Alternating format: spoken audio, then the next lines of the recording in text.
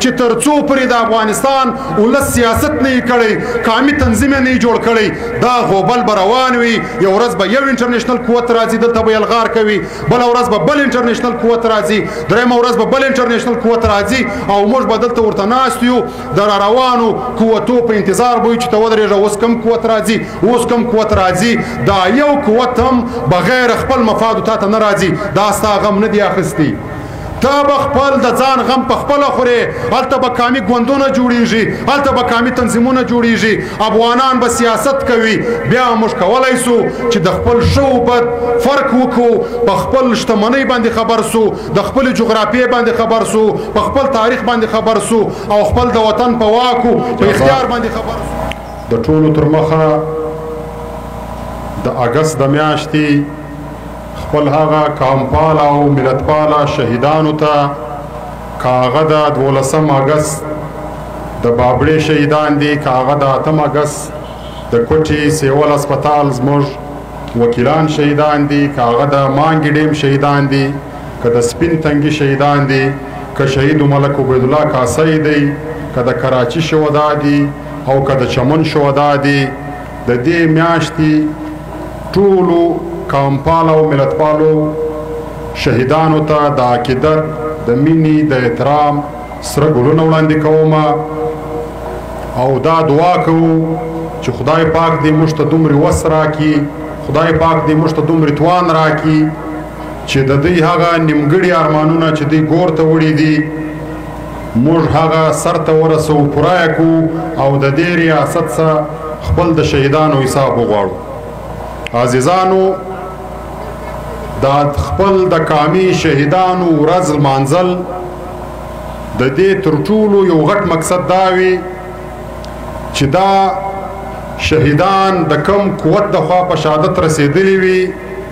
یا دا شهیدان چا د کم مقصد دپاره شهیدان کړي وي،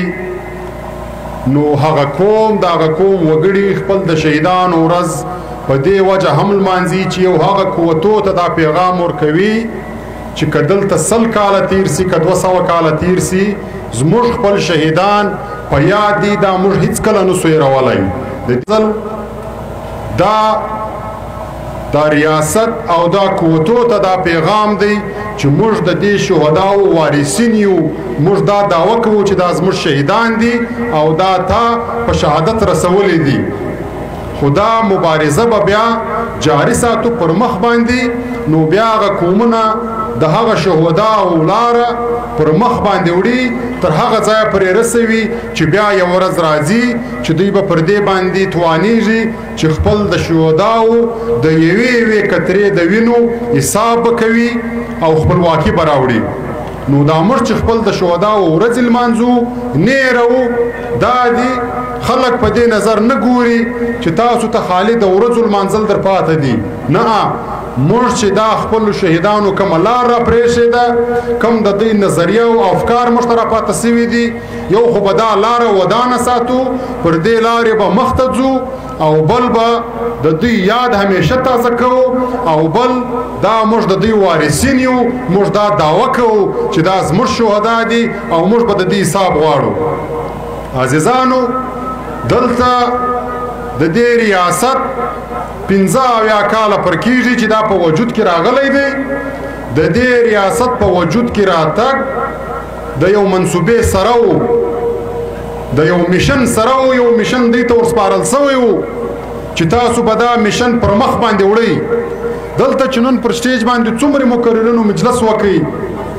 د دې ریاست د ظلم په باره کې، د دې ریاست د بربریت په باره کې، دا ریاست یو ذمہواري ورکول سوې ده چې ته به دا ذمہواري ترسره کوې، ته به دغه قوم نه هیله کوې، د هغه خپل وجوهات دي. دلته چې کوم وخت پرنګی راغلی و، دا ټول وطن یې نیولی و، قبضه کړی و، یوازې دغه پښتون افغان ملت و چې د فرنګي غلامي نه ده تسلیم کړې، د فرنګي په خلاف مبارزه کړې ده، جیلونه یې وړي دي، شهادتونه یې وړي دي، جلسې او جلوسونه یې کړي دي، سیاست یې کړی دی، او دغه قام ته د دې ظلم څخه د خلاصون لاره ورښولې ده. او ستا د دې سیاست په نتیجه کې ستا د دې جیلو د قربانۍ په نتیجه کې ستا د دې شهداو د قربانۍ په نتیجه کې هغه فرنګي پر دې مجبوره شوی دی چې د دې وطن سره تښتېدلی دی دا وطن یې پرېښی دی خو د فرنګي په حکمراني کې چې دلته کم قوتونه یا کم قومونه یا کم خلک د فرنګي په حکمرانی ورګډول د فرنګي تنخوا خورول او د دغه تنخوا دپاره ستا خلاف جنګ کوي پر تا باندې د کفر او د اسلام فتوی لګولې پر تا باندې د غداري فتوی لګولې نو هغه خو د فرنګي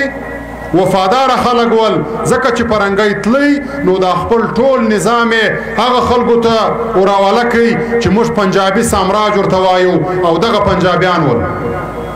او بیا پنجابي ته وویل دا چې دغه قوم به پر مخ باندې نه لکوي دا قوم به تقسیم ساتي کدا تو قوم تقسیم ولو پر مختلفو لارو باندې ولو بیا ته کولای شي چې پر دې حکمراني وکړي کدا قوم یو سلو بیا لکه څنګه چې نن موږ پر دې مجبور شوي یو چې دا وطن لکو سار به ته هم پر دې مجبور کېږي دا وطن بیا ته نسې خوړلای نو ځکه دغه پنجابي استعمار هغه د فرنګي پاته سوی پالیسي پر مخ باندې بوتلله موږ هغه رقم تقسیم وساتلو پر مختلفو نارو باندې او دا چلن تر نن پورې له موږ سره روان دی چې دی تر اوسه پورې په دا 15 کاله کې د دلته پښتانه افغانان نه دي تسلیم کړي ته په صفاز نه تسلیم کړي نه تا ته تر اوسه پورې د شهري په نظر کتلې دي نه د دې ملک د شهري حقوق تا ته درکړي دي د هغه مختلفو وجوهات دي پر هغه نه غږیږو وخت کم دی ژوندی مثال دغه علي وزیر دی چې نن 2 کاله پر سول د کراچي په زندان کې دی علي وزیر د پاکستان د قومي اسمبلی د لوی پارلمان یو منتخب شوی ممبر دی په زراو خلکو خپل رائے ورکړي دي د لکونو خلکو د جنوبي وزیرستان نماینده دی دا د تیرو 2 کالو سره د کراچي په زندان کې اچولې دی ګناه څه ده د علي وزیر یو ګناه نسته علي وزیر خپل د کام حقوق غواړي د خپل کام سره د سو ظلمو حساب غواړي او دلته هغه زورواکي خلک چې د اپریشنو په نامه راتلل دلته ځان د دې ملک محافظ جوړ کړی ولو او بیا په وزیرستان کې د امن په نامه باندې اپریشنونه وکړل خو د هغه اپریشنو په نتیجه کې د وزیرستان ګاډر غلا کړل ټیر غلا کړل خښتې غلا کړې د زنانو سونې غلا کړلې د هغه قوتو دغه کردار ولس تشکاره کوي چې دا دلته زموږ محافظ نه دي بلکې دا په وردی کې دننه داخله دي علي وزیر پر دې بنیاد باندې د کراچي په زندان کې ساتلی دی بل خبره چې علي وزیر د پارلمان غړی دی د دې د پاره خپل یو څه عیني حقوق سه کده هر څومره غټ جرم کړی وي چې کله د اسمبلی اجلاس کیږي د دې ملک آئین دا حق ور کړی دی چې دای بریا کیږي دای به هلته په پارلمان کې خپل د اولس خپل د الکې د خلکو نمائندګي کوي دا حکم د علي وزیر څخه خسته دی یو وار خو د قومي اسمبلی سپیکر پروډکشن اډر نه جاری کوي بیا چې هغه جاری کی بیا هلته زورواکي خلک ناس دي پر واتس اپونو باندې میسجان ورته راځي بیا هلته د هغه پروډکشن اډر باوجود علي وزیر نه لکوي چې د یالته خپل د ولس نمائندګي وکي بیا د دې ملک عدالتي نظام چې دلته د دې سهم زموږ پوره د انصاف توقع ختم شوی ده چې دا دلته موږ ته انصاف نه راکوي یوې خواته دلته یو انکر نیول کیږي چې دا انکر په خوله باندې تر علي وزیر ډیر غټ جرم کړی دی ډیر سپکې سپورې د ریاست ته ویلي دي دا پوچ ته ویلي دي د دې آئین سپکاوی کړی دی هغه 3 ورځې په جیل کې نه تیروي بیا د سپریم کورټ چیف جسټس دا آرډر ورکوي چې دی د ریاسي دا صاحب دی اختر د خپل بچانو سره کور ته تیر کی او بل خواته د علي وزیر مورکۍ ده تاسو به انټرویو نه اوریدلی وي چې هغه ډیره سریس ده دا خپل مورکۍ د عیادت لپاره علي وزیر ته اختیار نشته بیا چې دلته د علي وزیر د پیشي ورځ راسي د شرم خبره ده د هر شي یو حد راځي زه به دا وایم چې د پاکستان د ججانو د شرم ټول حدونه پار کړل یو ورځ د علي وزیر پیشي راځي دا حکم راځي چې جج صاحب چې دوی په تبلیغ باندې تللی دي د 40 ورځو دپاره لہذا دا پیشي د ملتوي سي بیا چې د علي وزیر بله پیشي راځي بیا دا ورته ویل کېږي چې جج صاحب خپل د بچانو سره په پکنیک باندې تللی دی دا پیشي دی بیا ملتوي سي دا دوغله معیار به تر څو پورې روان وي او بیا عزیزانو تاسو وینئ په دغه ملک کې په دغه دور کې چې علي وزیر 2 کاله مسلسله په جیل کې تیروي په دغه 2 کاله کې د دې ملک غټې پاچیانې چې دلته د اقتدار دپاره څه د خلکو نه وکړل که دلته د آئین د پامالي خبره راسي دا ټولو خلکو د اقتدار دپاره د آئین پامالي کړې ده که دلته د ادارو خلاف د خبرو مجلس راسي نو دا خلکو د ادارو خلاف هر څه وویل خپل د اقتدار دپاره دلته د پارلیمنت بې توکیري وکړله دلته د دې عدالتي نظام بې توکیري وکړله دلته د پی ټي وي پر دفتر باندې حملې وسولې دلته هر څه وسول خو موږ نه ولیدل چې د 2 غنټو دپاره هم د دې خلکو په لاسو کې هتکړۍ لوېدلې وي او بلې خواته زما د کام یو مشر یو پښتون ملتپال مشر چې د قومي اسمبلی ممبر دی د کوره 13 جنازې وتلې دي قربانۍ یې ستا جدوجهد یې ستا تا دا ساتلی دی نو زه به په لنډو ټکو کې دا خبره وکړم چې دا وخت یوازې علي وزیر په زندان کې نه دی ټول پښتون قام په زندان کې دی دا ټول پښتون قام ته دا پیغام دی چې ته دلته غلام یې ته دلته د سیالۍ حق نه لرې ته د 3مې درجې شعر یې دا فیصله به اوس پښتون قام کوي چې موږ دلته د دې پنجابي غلامي تسلیموو کې نه تسلیموو کې نه تسلیمو بیا په کار دی چې موږ خپل صفونه برابر کو راوځو مبارزه وکړو پرامنه جلسې وکړو جلوس وکړو په وچ زور باندې علي وزیر راخلاص کو د دې ولس په منځ کې کښېنو او کچېرې دی علي وزیر مزید په جیل کې ساتي مزید دی ذهني چرچر کوي بیا به دا زموږ د کام دپاره ډېره د یو مایوسۍ خبره وي عزیزانو دا رقم د دې ریاست د میډیا نظام چې دلته تاسو ګورئ چې د میډیا تا په کوریج درکولو کې څومره سنجیده ده دلته ستا په وطن کې څومره لوی لوی واقعې سوي دي زه به دا درته وایم چې دا اوس 3 ورځې مخکې د دوی دغه یو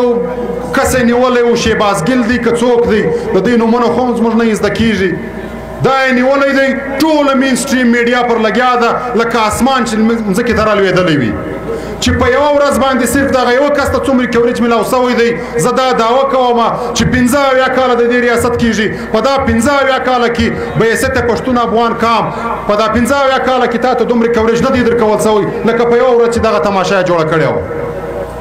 بیا عزیزانو چې دلته په لاهور کې یو ټیک ټاکره انجنۍ نوي تللې هلته ټیک ټاک ویډیو جوړوي د دې ملک میډیا چې څومره سیریسه وي څومره په ګنټو چې کوریج ورکوي څوک یې سوچ هم نسي کولی خو بلې خواته 15 ورځې وسولې چې په دا وزیرستان کې پښتانه قومونه راوتلي دي سپین ږیري راوتلي دي ځوانان راوتلي دي پرلت یې کښېنولی دی درنه یې ورکړې ده د دې دپاره بیا یو کوریج هم نسته دا پټۍ هم نه درښکاره کوي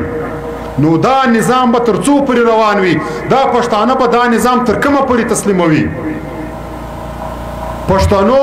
خدای پاک په قرآن مجید کې فرمایلی دي چې زه د یو قوم حالت تر هغه پورې نه بدلوم چې تر څو پورې هغه قوم خپل حالت په خپله نه کې بدل دا پریادونه دا ژړاګانې دا ویر دا به موږ تر څو پورې لمانځو تر څو پورې به پر دې سټیج باندې ولاړ یو خپل قام ته به د دې پنجابي استعمار ظلمونه بیانوو د دوی جبر به بیانوو او ستا د وطن دا محکومیت به بیانوو تر ابده به موږ سره راوځو د دې په خلاف به موږ فیصله کوو د خدای پاک د دې حکم مطابق که دا رقم ورته ناستلو تر دې نورې تورې ورځې را باندې راځي ښه ورځ موږ نسو لیدلی موږ به مبارزه کوو په مبارزه باندې ځان خلاصولی سو زموږ لاره معلومه ده دلته مختلف خبرې وسوې د کام د بیانې په حواله باندې د کام د شعور په حواله باندې زه ساده خبره دا کوم چې موږ خپل د کام مشرانو ته که هغه د سیاسي ګوندونو مشران دي د ملتپالو کامپالو ګوندو مشران دي که هغه زموږ دلته